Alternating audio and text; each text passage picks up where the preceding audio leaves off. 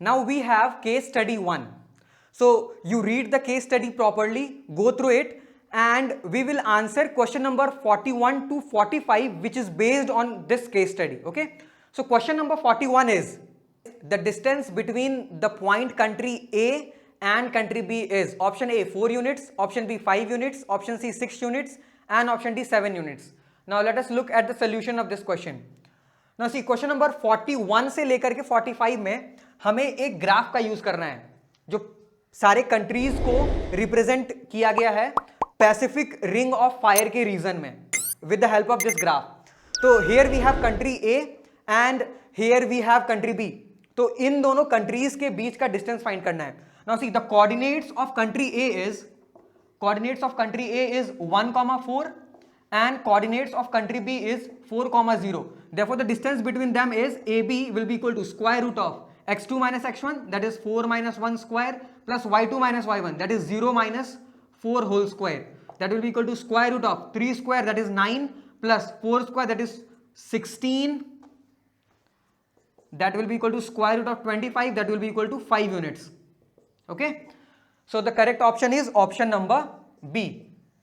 Question number 42 is find a relation between x and y such that the point x comma y is equidistant from the country C and country D. Option A x minus y is equal to 2, option B x plus y is equal to 2, option C 2x minus y is equal to 0, and option D 2x plus y equal to 2. Now see, question number 2 भी उसी graph पर based है. We have to find a condition. किस चीज पर condition find करना है कि सपोज हमारे पास एक पॉइंट है P, उसके कोऑर्डिनेट्स गिवन है x, y. तो हमें वो कंडीशन बताना है x और y पे ताकि इस पॉइंट P का डिस्टेंस D से और C से सेम हो. ठीक है. नोट इट, ये जो पॉइंट P है ना, ये इन दोनों का मिड पॉइंट ही नहीं होगा, सिर्फ उसके अलावा भी पॉइंट्स होगा. जैसे अगर हम C और D को स्ट्रेट लाइन से ज्वाइन करने वाले लाइन सेगमेंट को अगर बाइसेक्ट करें, all those points lying on that line will be at equal distance from country C and country D. ठीक है. So x comma y or the point P x comma y can be any point in this bisector of the line segment CD. ठीक है.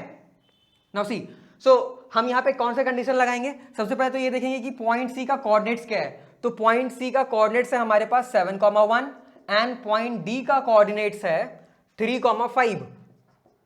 If we have a point P on the perpendicular bisector of the line segment CD, that means the distance of point P from countries C and D is same. Therefore, we'll write PC is equal to PD, or we can say PC square is equal to PD square. That means now we'll find the distance between PC. तो P के coordinates x और y है, तो we'll write x minus 7 whole square plus y minus 1 whole square is equal to the distance PD. PD distance will be equal to x minus 3 whole square plus y minus 5 whole square. Now देखो, if I will solve this, we'll get x square, y square in the left hand side. Here also we'll get x square plus y square on the right hand side. ठीक है. So x square plus y square तो cancel ही हो जाएगा. तो चलो ठीक है, मैं ना सॉल्व करके ही दिखा देता हूं. So here will write x square plus 49 minus 14x plus y square plus 1 minus 2y equal to x square plus 9 minus 6x plus y square plus 25 minus 10y. अब देखो, ये जो एक्स स्क्वायर है ये इस वाले एक्स स्क्वायर से cancel हो गया, ये जो वाई स्क्वायर है ये इस वाले वाई स्क्वायर से कैंसिल हो गया. बाकी जो बचे हुए नंबर्स हैं उनको हमें सॉल्व करना है. Will get the condition. Now देखो, यहां पर है हमारे पास माइनस 14x, यहां पर है हमारे पास minus 6x. So suppose we are bringing this minus 14x to the right hand side and writing this. So will get 14x minus 6x, that is 8x. ठीक है. यहां पर है हमारे पास minus 2y and here we have minus 10y. Will take this minus 2y to the right hand side. So it will become minus 10y plus 2y, that is minus 8y. Okay. Now here we have 9 and 25. 9 plus 25, that will be equal to 34. And here we have 49 plus 1, that is 50. So 34 minus 50, isn't it?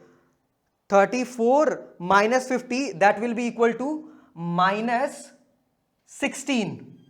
That will be equal to 0. On solving this, we will get x minus y minus 2 equal to 0, or we can write x minus y equal to 2. So I think this is one of the option. X minus y is equal to 2. That is option number A is our correct option. Question number 43 is the fault line 3x plus y minus 9 is equal to 0 divides the line joining the country P 1,3 and country Q 2,7 internally in the ratio option A 3:4, option B 3:2, option C 2:3 and option D 4:3.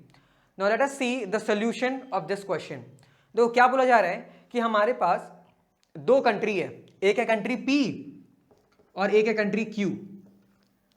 Country P का coordinate दिया हुआ है 1,3 और country Q का coordinates दिया हुआ है 2,7. ठीक है, तो इन दोनों को हम एक लाइन सेगमेंट से ज्वाइन कर देते हैं. ये हो गया the line segment joining the country P, Q. ठीक है, अब एक फॉल्ट लाइन है, एक लाइन है, वो हमें नहीं पता कैसा लाइन है, लेकिन मान लो ये ऐसा लाइन है और इसका इक्वेशन दिया हुआ है 3x plus y minus 9 equal to 0. ठीक है, अब ये जो लाइन है ना, ये कंट्री P और कंट्री Q के ज्वाइन को दो पार्ट्स में डिवाइड कर रहा है. तो हमें बताना है कि कौन से रेशियो में डिवाइड कर रहा है ये. तो हम मान लेते हैं कि ये जो लेंथ हो गया ना, ये जो पार्ट हो गया, ये हो गया m और ये हो गया n. That is m:n ratio में डिवाइड कर रहा है, हमने ये मान लिया. ठीक है, अब देखो ये जो पॉइंट होगा, हमें इस पॉइंट का कोऑर्डिनेट निकालना है पहले. तो let us suppose this point is क्या मान ले हम, x मान लेते हैं. ठीक है, तो इस x का जो कोऑर्डिनेट हो जाएगा उसका फॉर्मूला क्या होता है. Let us find the coordinates of x here. ठीक है, सो x का कोऑर्डिनेट्स ऑफ x. तो x coordinate will be equal to, suppose I'm writing here like x1 comma y1. तो x1 will be equal to m x2 plus n x1 upon m plus n, which will be equal to, देखो m और n हमें पता नहीं, तो मैं लिख रहा हूं m x2 will be equal to 2, so 2m plus n x1 that is x1 is 1 only, so we'll write n directly upon m plus n. ये हो गया x1 का वैल्यू. ठीक है, x coordinate of x. Now will find y1 will be m y2 plus n y1 upon m plus n. So this will imply that y1 will be equal to m y2. What is y2? y2 is 7, that is 7m, plus what is y1 is 3, so n y1 that is plus 3n divided by m plus n. ठीक है, तो ये हो गया हमारा x1 और y1 का value.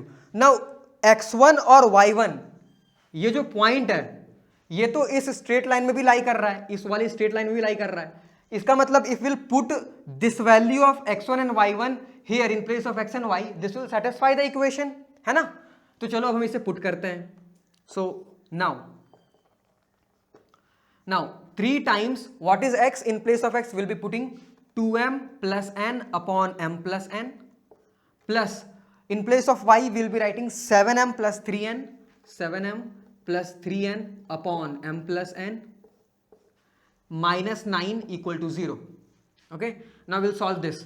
तो देखो m plus n को अगर हम LCM ले ले, so we'll get here 3 to the 6m plus 3n plus 7m plus 3n minus 9m minus 9n equal to 0. Now we have to solve this. तो देखो m कितने हमारे पास, 3m, 6m, 7m और minus 9m. तो 6 plus 7 13m minus 9m 4m. And how many n we have? So n, एक 3n फिर plus 3n और minus 9n. So we are getting minus 3 plus 3 6 minus 9. So we'll be getting minus 3n only. Isn't it? So this will imply 4m is equal to 3n. This will imply m upon n will be equal to 3/4. तो हमें क्या चाहिए था, हमें ratio चाहिए था m:n का. So m:n is equal to 3:4. Therefore the correct option is option number A. Question number 44 is the distance of the country M from the x-axis is option A 1 unit, option B 2 units, option C 3 units, option D 5 units. Let us see the solution of question number 44. देखो ये जो country है M, इसका distance हमें बताना है from the x-axis. तो ये हो गया x-axis, x-axis distance तो ये हो गया ना. तो ये distance कितना होता है, ये distance y distance होता है जो y coordinate होता है. तो y coordinate of M is 3. Therefore the distance of country M from x-axis will be 3 units. That is option number C, 3 units is the correct answer. Now question number 45 is what are the coordinates of the country lying on the midpoint of country A and country D. Now let us look at the solution of question number 45. तो हमें country A और country D के mid point, देखो ये हो गया country a country D, इसके जो मिड पॉइंट पे जो कंट्री होगा ना उसका कोऑर्डिनेट्स बताना है. तो देखो कंट्री ए का कोऑर्डिनेट्स क्या है, कंट्री ए कोऑर्डिनेट्स है 1,4. This is country A 1,4. Country D, this is country D, that is 3,5. Country D coordinates हो गया 3,5. ठीक है. अब हमें इसका मिड पॉइंट निकालना है, that is we will be doing 1 + 3/2, 4 + 5/2. Will be getting 3 + 1, that is 4/2, that is 2 only, and 4 + 5/2, that is 9/2. Therefore the correct option will be option number B. Now we have case study 2. Case study 2 represents roller coaster polynomials.